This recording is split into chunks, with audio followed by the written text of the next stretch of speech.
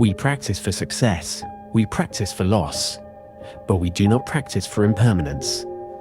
No one teaches us how to sit with the truth that everything we love will change, or end, or slip quietly out of reach.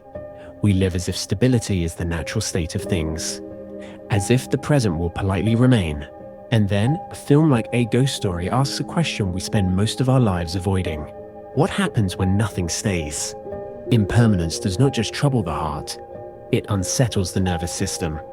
The brain evolved to predict, to expect continuity, tomorrow patterned after today.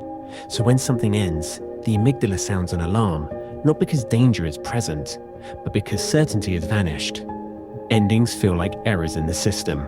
The ghost stays because leaving would mean admitting that what once felt solid was always temporary. We often mistake clinging for failure, but clinging is instinct. Attachment forms because it once kept us alive. People, places, routines. They told the brain, you are safe here. The ghost clings to the house because the house holds memory, and memory feels like identity. Letting go is not just releasing a place. It is releasing the version of yourself that existed there.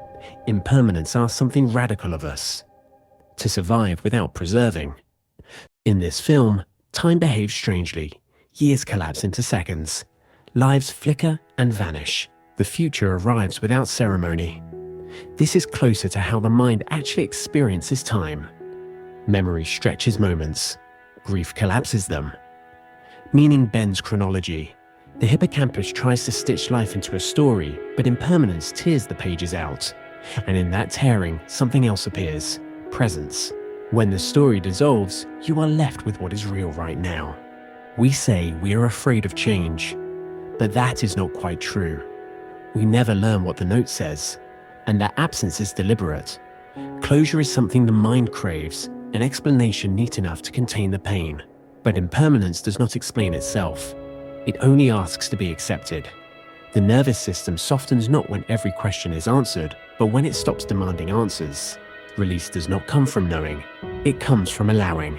Impermanence is not cruel, it is clarifying. Because things end, moments sharpen. Because love does not last forever, it becomes precious instead of theoretical. Nothing you touch is permanent, and that is why you can touch it at all. The ghost disappears not because it understands everything, but because it finally lets time move through it. You do not conquer impermanence. You do not solve it. You sit with it. You breathe while it passes. You love anyway. Everything will change. Everything will end. And still, you are here.